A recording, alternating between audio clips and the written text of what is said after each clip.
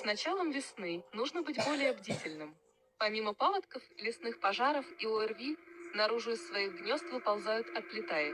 Дабы избежать встречи с хищником, нужно ограничить прогулки по лесам и рощам. Как действовать, если на вас напал оплетай? Первое. Постарайтесь удержаться на ногах.